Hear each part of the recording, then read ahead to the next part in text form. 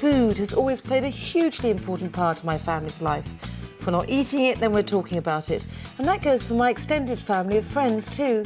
But then, food always has to be more than just fuel. It's what brings our memories together. And family food is comfort food. And we all have certain things that, you know, when you eat them, you feel instantly better.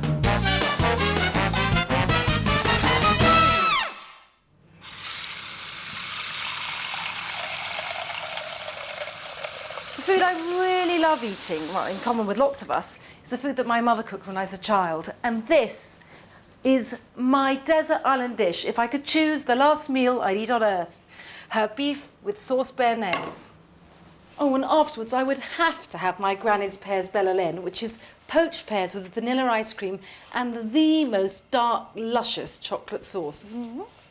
But now I'm just going to light the griddle.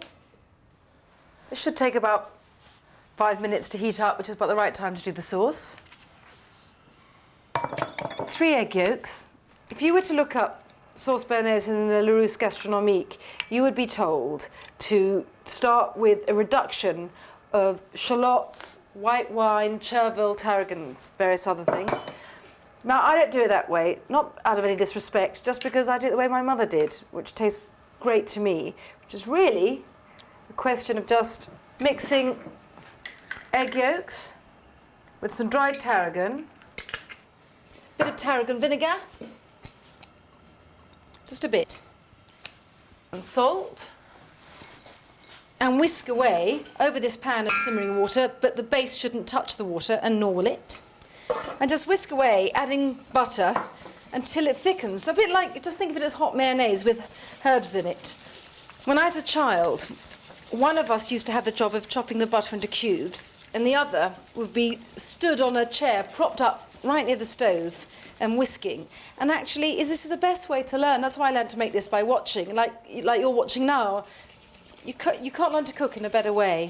I suppose that's one of the reasons why I'm so fond of this, and why I now am a great believer in child labour and make my children stand on stools, stirring hot sauces. They learn not to burn themselves too. I know a lot of people are quite anxious about sauces like this with egg yolks and butter because they can split or curdle. But that's why I dredged on my pan full of cold water, because if it does get overheated, if the sauce looks like it's curdling, well, all I'm going to do is just lift up this pan, plunge it there so the temperature immediately drops, whisk like crazy, and then it should see off any problem. And I'm not saying that will happen or that you should worry, but I really think in life, if you prepare for the worst, then it may not happen. It pays to be patient because you just want to add another cube as one melts. Because if you go slowly, the sauce will thicken wonderfully, just like when you make mayonnaise, you add the oil slowly. And if you do in one huge heap, you'll just find it difficult to keep the heat up. Just a bit more butter.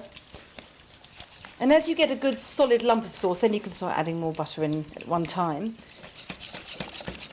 So all my butter's absorbed, and just time for a lovely bit of lemon just to sharpen it up. Just do it by eye and then by taste. Well, that's that done for now. All I'm going to do at the end is add some freshly chopped tarragon just to spruce it up, but for now I'll leave it and get on with the beef.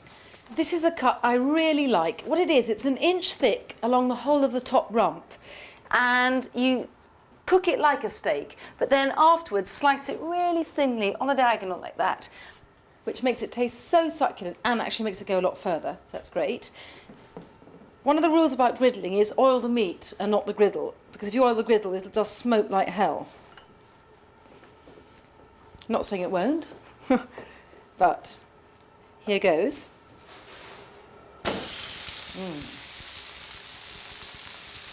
I like my beef really underdone, so I'm only going to give this about 2 minutes aside. I love a bit of tong action. Now, if you haven't got a griddle, do not worry. You can use a domestic grill if it's hot enough. You can use a frying pan. You can use the oven, just remembering, cook this as a steak. I look at it from its thickness, don't weigh it. I think it's going to be ready to turn now. Wow, it looks wonderful. All tiger striped. Yum, yum. Then another few minutes and that'll be perfect. And that's it, really. Not too much work for the most fantastic meal. Well, this looks ready for me, so I'm just going to let it rest for a while on my board. Turn this off. Of salt. Meat should be salty. Now, the reason why you leave meat to rest is that when it's hot and on a pan, all its juice is near the outside, so if you just cut through it, the juice will just run out and all the flavour with it. Whereas if you let it sit just for a few minutes, the juices go all the way through the centre, making the whole cut really succulent and delicious. So I've got to add some tarragon to my sauce. It's just a teeny weeny bit of fresh tarragon just to spruce it up, and just because that gives you a lovely sort of herbal hit at the end. But not too much. You'll feel you're in the middle of some new mown hay. That's enough. Yum, yum, yum.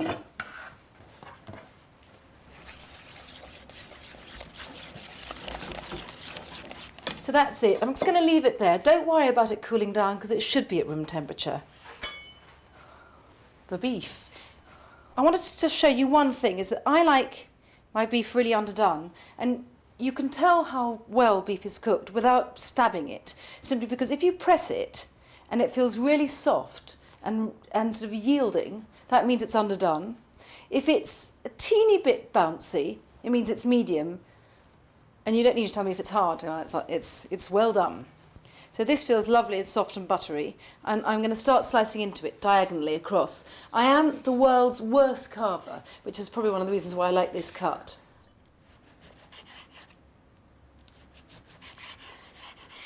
I can't resist this just like this now. Hang on. Traditionally you should have chips, which I think is making things quite stressful. And I love it just with a green salad and a baguette, so you can dip the baguette into all this lovely buttery sauce and into those wonderful red juices. My mummy would be proud of me. My granny's pears bella laine. Poached pears, vanilla ice cream and hot, thick, dark chocolate sauce. The pears just peeled, halved and cored, and they're just poached in a vanilla syrup. And that is really just water, sugar and a vanilla pod, nothing scary. This is the easiest chocolate sauce you could imagine. Just a couple of bars of chocolate, half a cup of sugar. I like to use instant espresso powder because you can just pour on the water and then sprinkle over the powder. Don't even have to reconstitute it. But of course use any instant coffee or indeed real coffee that you like. And then you just pour in the cream, stir again, and that's it. This sauce is so good to have in your repertoire. You can use it to zhuzh up any tub of bought ice cream.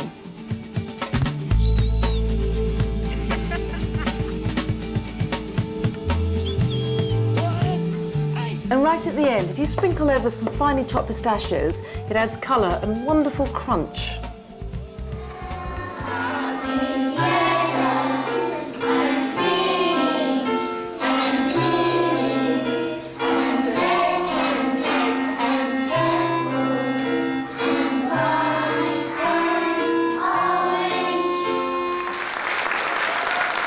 So good, sweetheart.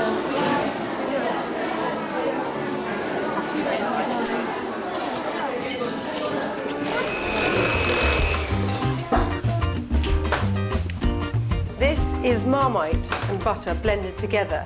This is how I make Marmite sandwiches. Sounds mad to be suggesting a shortcut when it's not exactly a lengthy procedure. But when you've got lots of children, you do want to make them very, very quickly, all in one go. There's one spreading only, and they do make the best Marmite sandwiches in the world. Do you want your sandwiches? Do you want to come and get them? Come on, Joe? It's Mama, he thinks it's peanut. I know, it looks like peanut butter. Have you done it some more? It tastes good to the Mama. It's good in the Marmite, great.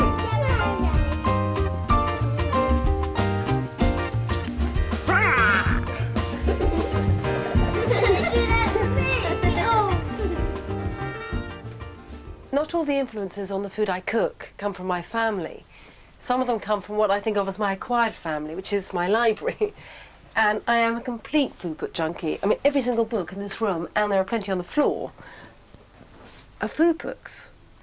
I mean, some of them I've just picked up out of a sort of obsessiveness, but some of them have played an enormous part of my life. I mean, this book, you can see just from the cracks in the spine how much it's been read. And Anna Del Conte, who's written it, is, I'd say, sort of the greatest maternal influence on my life in the kitchen, you know, after my mother. And another woman, too, has played that sort of role that I feel very moved and influenced by her writing, and that's Claudia Roden. And this book has a recipe in it, which I cook so often. It's for tagliatelle with chicken. It's from Venice. And I've cooked it so often in the few years since this book came out that I now feel, you know, did I actually eat this in my childhood? You know, surely I couldn't just have been eating it for the last few years. Oh, perfect. Couldn't be simpler either. This roast chicken is to go with tagliatelle, and I'm going to make a sauce out of the lovely juices. What I'm just going to do is rather fabulously prong this beast and get rid of it for a while to get a bit cooler. I have to train myself to use oven gloves because I'm covered in burns. Pour these wonderful brown juices from the chicken, which is really just a bit of olive oil.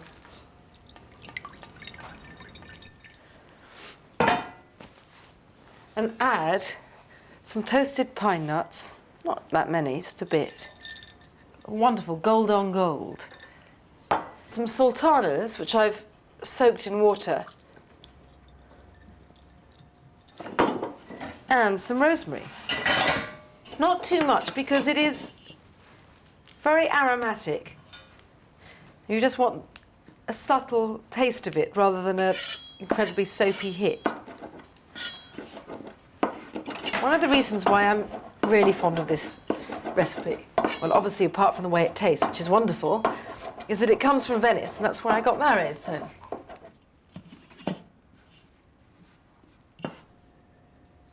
Now, chicken. Time for a bit of dismembering and surgery. Nothing I like more. I've got hands like asbestos, but you can use a knife and fork if you want, or just leave it to get a bit cooler. But I like pulling it apart with my bare hands. I'm doing this like this because I want nice rough chunks, nothing neat and elegantly sliced. You're going to have to be patient with me. This is going to take some time. I want the whole of this chicken, including the skin.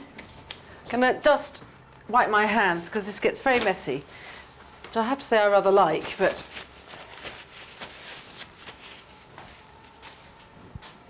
now tagliatelle. It's much better to let the chicken sit about and never the pasta.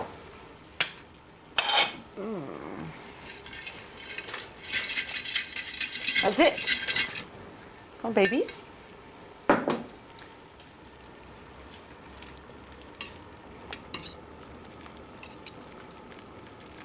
This will take about 4 minutes, no more. So I'll just heat my sauce up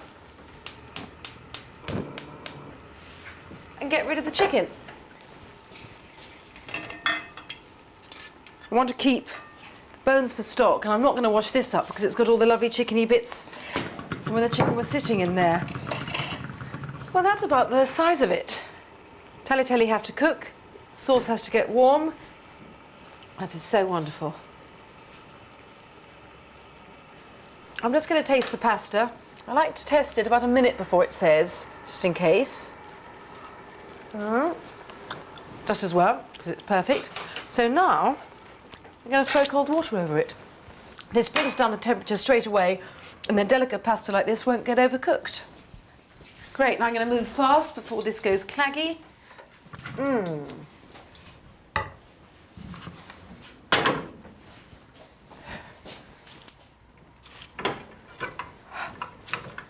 Pour half these lovely juices over.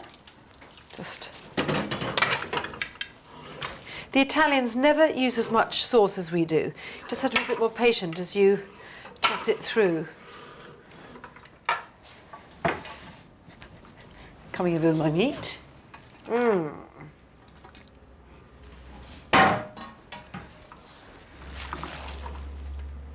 this is just family food at its best. And now the last half of the chicken juices.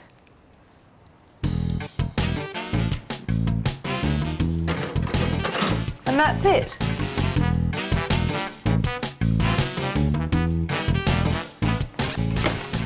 I'm going to freeze this chicken carcass, and even though you can't make any stock just with one carcass, I like to freeze them as I go along and build up a supply till I've got enough. And to that end, if I'm at a friend's house and we're having roast chicken for lunch, I just ask them if I can hit the carcass back home with me, and I stash it in my deep freeze at home, and then I'm a bit nearer to having enough for stock.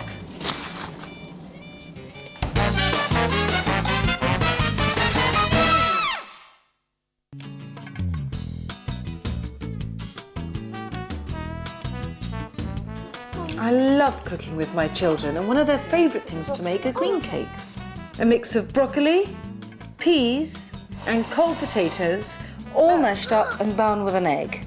Yeah, Daddy, clever. Very good, Mimi. No, sweetheart, that's the rind, so we just want you to put this bit like that. Don't be your fingers underneath it, it's sharp. Salmon. Where's What? the salmon? What salmon? Yeah. Yeah.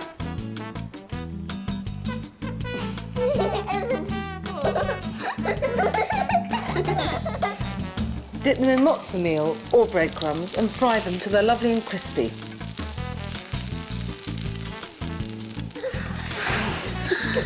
It's a great way, I've found, to get children to eat vegetables. Not that I'm promising anything.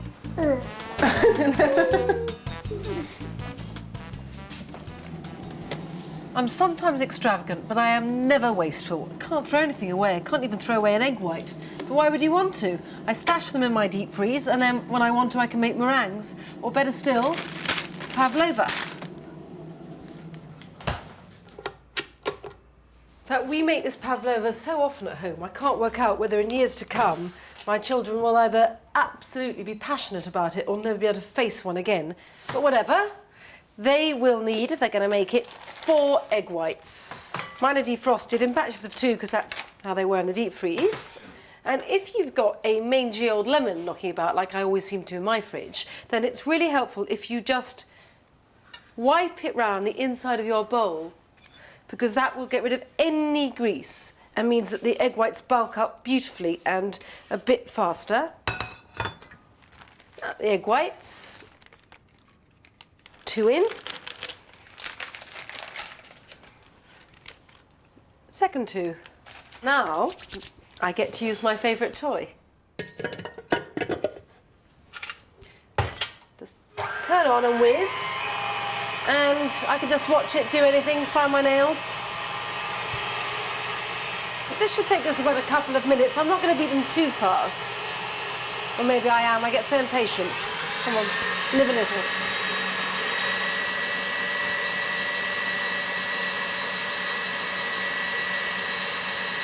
What I'm looking for the egg whites to be holding firm peaks, not stiffly whipped, just at that smooth, firm peak stage, which looks about.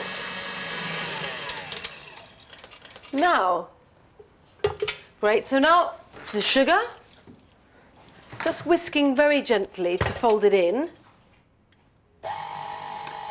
For each egg white, you need 4 tablespoons of sugar. A tablespoonful is a precise measurement in cooking. It's 15 mils, or if it helps, think of 15 mils as 3 teaspoons. 3 cowpole spoons.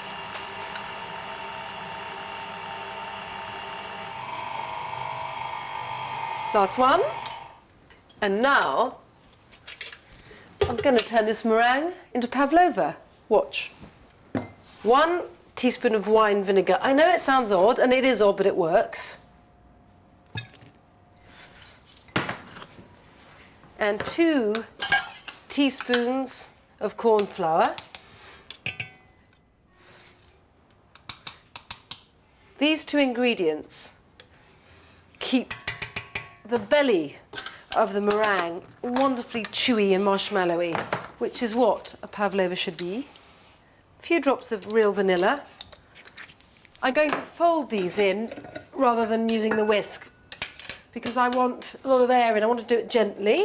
Just spoon under and over so as not to lose any air, but don't worry about incorporating everything within a centimetre of its life. And then pile it onto the tin. You don't have to do this, but if you've just got any old sandwich tin, about 20 centimetres in diameter, and then fill in here. Or just do it, or just pile it in without making any sort of measurement. It's not crucial. But I want this to be thick and gooey in the middle, not a shallow disc.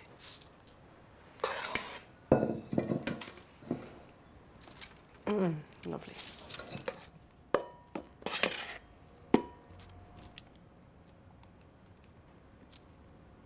Don't get too hung up, though, about doing the perfect circle. You know, this is just ordinary home cooking. It's not meant to be perfection. Anyway, it's what it tastes like that matters. I think I'm just going to get a spatula to make the sides smooth.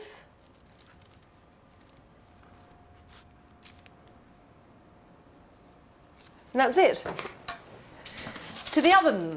Hotter oven than you might think for meringue, 180, gas mark 4. But there's a reason. I want the meringue to go in the heat and so crisp up on the outside, but then I'm turning it down to 150, gas mark 2, so that the inside cooks more slowly and stays soft and marshmallowy. The perfect pav. This is not only ready, but completely cold, because I find if you let a meringue cool in the oven gradually, as the oven itself loses temperature, it stays chewy. Now for the unveiling. This is a tip I learnt from Stephanie Alexander, the Australian food writer. It's her family way of doing it. You invert it and put it on your serving dish with the soft bit that's been next to the paper on top, so the cream that's piled all over this melds with this marshmallowy bit of meringue. And the bottom and sides are crisp. Perfect. I've used the same toy to whisk the cream.